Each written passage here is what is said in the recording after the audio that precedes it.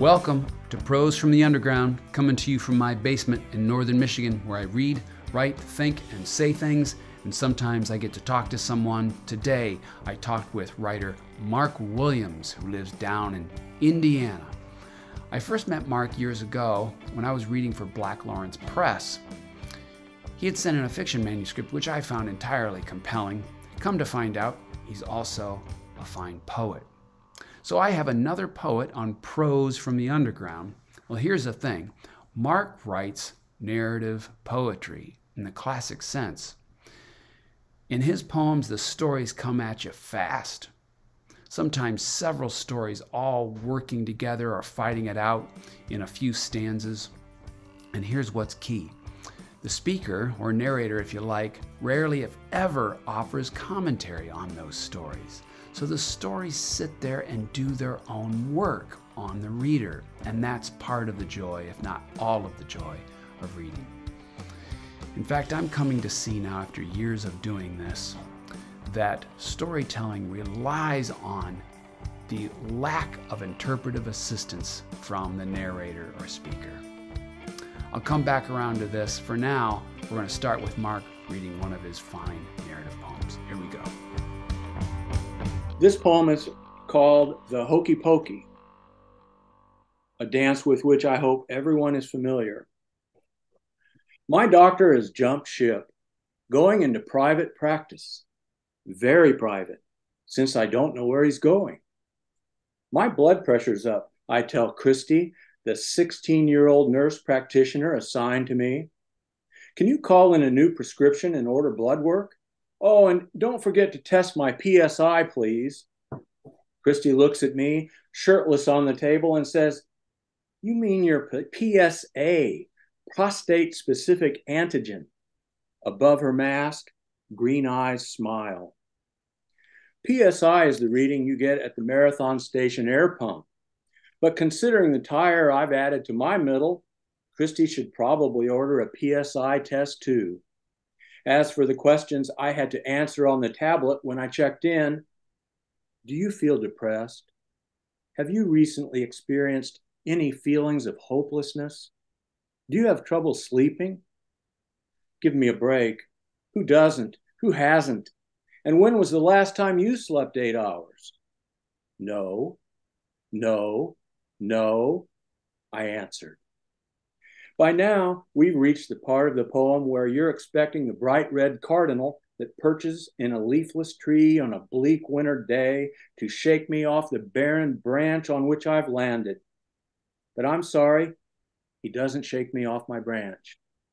I'm more likely to mention the opossum couple, Harry and Harriet, who munch on fallen seeds each night beneath our bird feeders. One night, my wife and I were watching Harry and Harriet when, given how Harry seems to largely ignore Harriet, I questioned his, spell along with me now, Libido. Only I pronounced it libido, accent on the lid, short I, instead of libido. Well, I wish you could have been there. If DG's PSI had read 32 pounds per square inch before I said libido, it would have read 15 by the time she finished laughing. If she had had a tire pressure monitoring system, her light would have been flashing. In truth, I laughed too. There we were, the two of us shaking with laughter, frightening a cat from the room. But when I finished laughing, I felt good, very good. Nothing wrong with my libido. In conclusion, when you put your right foot in, your mouth in this instance, shake it all about. Turn yourself around. Then, what are you waiting for? Put your whole self in. And when you do, notice all the people with their whole selves in, turning themselves around, shaking all about. That's what it's all about. So next, I asked Mauk to talk about his process to some degree. Like the Hokey Pokey, many of his poems have stories, or you can think of them as scenes. And what's great is they live in the poem on their own terms. The speaker doesn't offer a lot of interpretive assistance. I like to think of it as there's very little interpretive infrastructure in the poem, or overt infrastructure in the poem. The stories live, sometimes duke it out. It's really great fun. So I asked him to talk about his decision-making process, how he goes about managing multiple stories in a poem. Here's what he says. Yeah, I think of it as throwing balls in the air. And well, first of all, I remember, I think it was John Irving said that when he's writing, everything is connected to everything else, and he discovers that while he's working on something. And I've found that to be true. And so I put these balls in the air, and through revision, some of the balls I just can't catch at the end. So those balls I would toss away. I'm also very fortunate here in Evansville to be in a small writers group, and I try my poems out on my friends, and they let me know which balls aren't flying. So that works for me too. When somebody says that ball doesn't work, what's the kind of language they use, or what do they call out, or what do they not appreciate or get? Um, they hand me my poem back with a line drawn through that portion of it. Okay. I don't think this works here, or you don't need this. And Yeah. we're very critical of one another, and I guess I feel like we all need that with our writing. Good. Good. Could you speak to, just very briefly, this is kind of a sub question. Occasionally, not always, you break the fourth wall, so to speak. You address the reader, and sort of it's a meta moment when you acknowledge what the poem is doing, or what Right. you're up to, what trickery you're dealing with. Is that something that do you find yourself doing that deliberately? Are you cautious with it, or do you brandish it openly? How do you think about that move? No, I think I do it deliberately. I think in my mind it pulls a reader or a listener into the poem or short story, if that's the case. Yeah. So it's an intentional thing I do. Sure.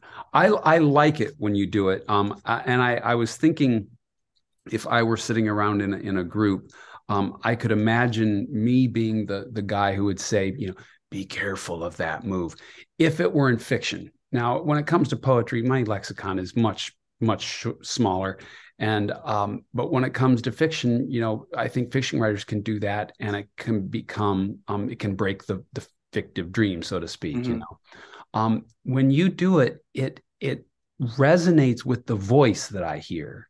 And this is what I mean by ethos. There's such a consistent and coherent ethos in and across these poems.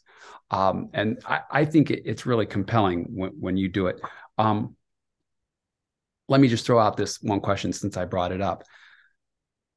Obviously, these are not all the poems you've written in your life, so you had to make some decisions about exclusion, inclusion. Can you say something about that for people who are putting together a collection of poems or even stories? What kinds of things did you ask yourself when it came to including or excluding works? Yeah, I can only speak for myself. I knew I wanted to put a collection together. I looked back on most of the poems I had written, and I chose the ones I liked the most. And I looked at them and I thought, I can make an arc out of this. And I think I chose poems that are early in the collection that, gosh, they talk about my parents' divorce, my parents' deaths. I think there are several poems that question what I have accomplished with my own life. And I think from there, there's an arc toward the positive, toward a different way of looking at myself. And so I arced that and eventually ended with my own obituary. And along the way, I intended for for humor to creep in and take more and more importance in each successive poem. Yeah. That was my intent. I did not begin with an overall theme, as I'm sure many writers do. It's almost as if the theme came afterward. I looked at the poems and I thought the poem Carrying On encompassed all of the elements that I just mentioned. So I made that my title poem. Yeah. You mentioned your mother's death. In the Blue Box just knocked me out of my chair. Literally, just a poem that seems to me, again, I want everyone to get this and read this. You got onto a pattern with this poem. The I have called, I have taken, I've done this, and by the end, that works itself into this really incredible kind of eulogistic tone. It goes from self-deprecating and light and humorous to a kind of depth. So it's really just really finely tuned work. Thank you. So you are a guy who clearly writes great poetry, and you also have had success with fiction. How do those two genres work in your life? Do they support one another? Do they battle it out? Do they cross-pollinate in valuable ways? Do you ever find yourself at a kind of writerly crossroads, wondering what in the heck to do next? Talk a little bit about that. I think both my poems and my short stories share one thing in common. They start with something that happened to me. They start with I guess you could call it a fact. And with my poetry, though I wouldn't say I stick to the facts necessarily, I do think I stick to the truth. And I do think there's a difference. With my fiction, though I might start with a call it a fact, I feel free to run with it. It is fiction after all. I don't feel like I necessarily have to stick to the so-called truth. And I have generally fun with my fiction. I let it go where it wants to go. You do speculative fiction, in fact. Several of my stories are speculative. Some are not. And then honestly, after spending 2 or 3 months, sometimes on a short story, I'm ready to write a poem. I mean, it's not any more complicated than that. And then after writing a poem, I think, well, I think I want to write a story now. So there's that too. Nice. I've often said that fiction writers should routinely force themselves to write poetry or try and read poetry as often as possible to recalibrate their syntax and to sort of re-engage distillation so that we can do that hard work. And I really mean this. I want fiction writers to think about the poems that you write, because you're writing in scenes, and those scenes are ultra distilled. Of course, fiction writers, we protract scene and immerse readers in a scene, but you give us these scene nuggets, and I think that's worth thinking about. So tell me, if you would, follow-up question about your reading. What do you tend to read when you're just going away from your own work? Are you a fiction reader? Do you spend a lot of time with poets? I subscribe to a lot of literary magazines, both print and online, and I begin every day reading a short story. I just like to begin my day stepping into another world for 30 minutes, 40 minutes. And so having read that short story, then I always read a couple of poems, usually aloud to my dogs at my feet. And they seem to appreciate that as well. But no, I read both a story and several poems every morning. And then I start to write. Then I work on my own, whether it's a story or a poem, whichever I'm working on. can you tell us what's in the hopper now? Do you have anything that you're actively trying to put together and submit? Any kind of collective works or?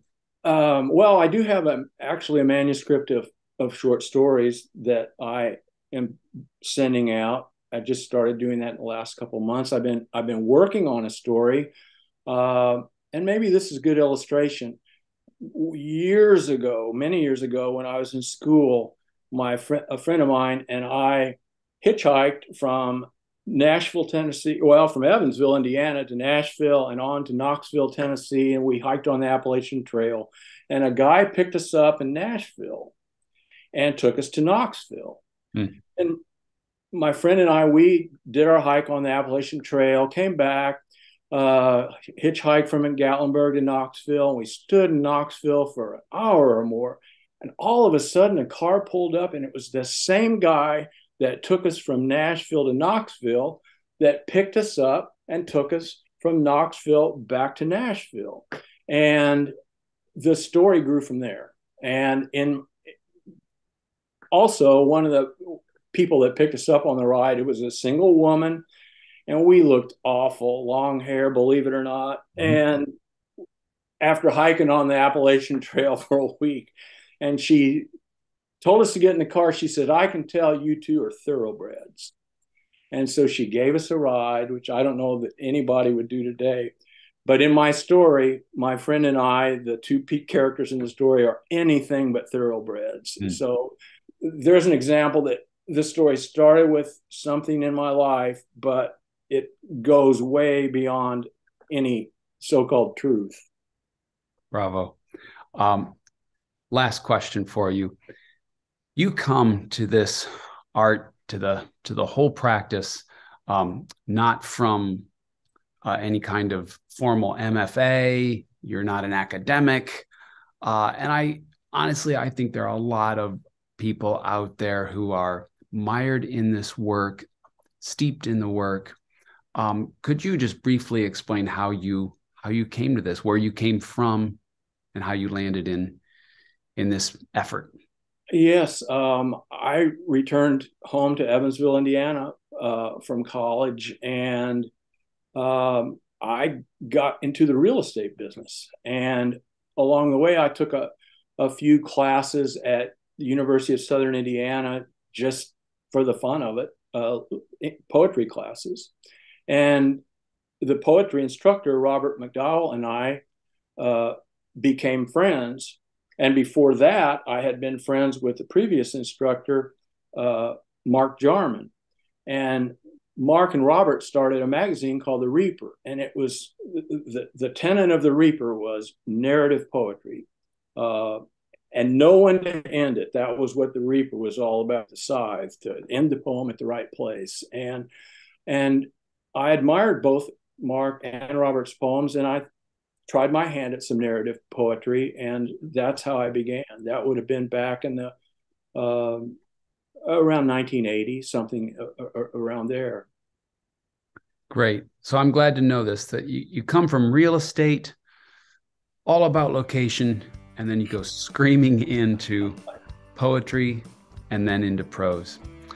You're on a good run, Mark, and I really hope that you continue. I look forward to whatever comes next. I hope everyone will go out and find Carrying On and look for what happens to come from Mark Williams next. Thanks for being here on Prose from the Underground, Mark.